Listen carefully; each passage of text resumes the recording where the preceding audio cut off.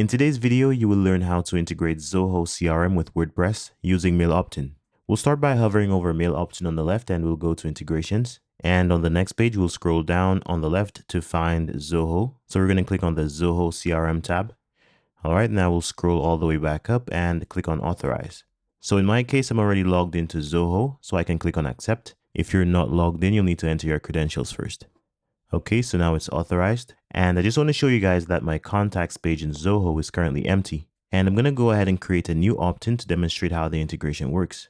Okay, so let's go to MailOptin and we'll go to opt-in campaigns. On this page, we're going to click on Add New. And we're going to name our campaign Zoho, just to keep it simple. We'll choose the first template as well. And we'll be taken to the opt-in builder. So on the right, we can see a preview of our opt-in and we have our settings on the left. For example, our first tab is Design. Here we can customize our opt-ins width. We can also add a display effect. So for example, here's a bounce. And we also have options to customize colors and add custom CSS. For example, I'm going to make the border color blue so that it matches the button. In the headline tab, we can go ahead and hide the headline by toggling this switch. We can also edit the headline's text in this field. And we can adjust colors and font information. We can also click on an element in the preview itself to adjust its settings. For example, this is the description. It's similar to the heading. Below the description, we have the form. And on the left, we have a setting to use custom HTML by toggling this switch. And there's also an option to display only a call to action button. We can see this button in the preview. And we have the customization options for the button right below. Now I'm going to turn off the call to action button and expand the name field. And we'll see an option to hide the field.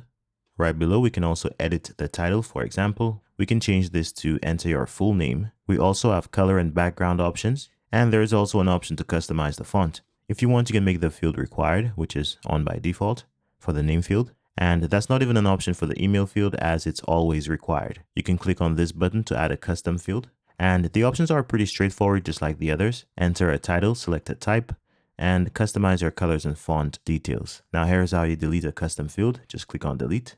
And once again, here are our button options. Now we can move on to the next tab, which is configuration.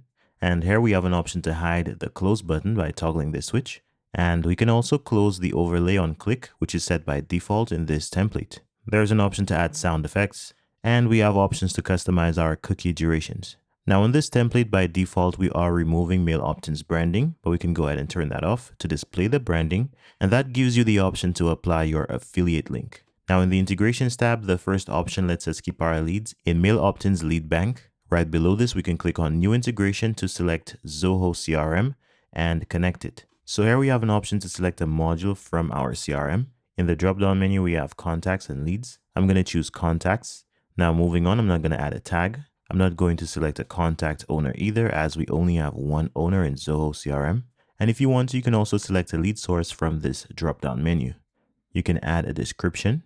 And you can also set triggers for custom actions. You can also click on this button to map your custom fields if you use them, and be sure to save your changes. You can go to after conversion to determine what happens after a lead signs up. And there's also an autoresponder which you can configure as well. We'll move on to our final tab, which is display rules. And this is where we're going to set a trigger for our opt-in. And the rule I'm going to use is after scrolling down X%, which is right here. Now it's set to 1% by default, but we can always move this slider to adjust it to about 5%. And I'm going to go ahead and activate the rule. I'll save my changes. I'll turn the opt-in on. And I'm going to open the website in a new tab to test out our configurations. So watch what happens when I scroll down to about 5% of the page. We see our opt-in. I'm going to go ahead and enter some random information and I'll subscribe. Now we have our success message. And I'm going to go to our contacts page. Let's refresh. And here we have the information that we just entered. So this basically indicates that Zoho CRM was successfully integrated with WordPress using MailOptin. Now we're going to quickly explore another MailOptin feature, which is email automation. So from the dashboard, I'm going to go to MailOptin, then emails. And here you can see I already have one automation set up. I'm going to add a new one. Let's select email automation. We'll need to add a title. So once again, I'm going to add something simple like sample. Now for the type, we can either select new post notification, which is basically an email that gets sent anytime you publish a new post, or we can select post email digest, which is basically a roundup of your latest posts. So I'm going to use this one. Let's use this template as well. And now we're going to be taken to the email builder. It's similar to the opt-in builder with our preview on the right and our settings on the left. So I'm going to leave a link to a full tutorial on this feature in the description down below. I really hope you found this video helpful. Thanks for watching and see you next time.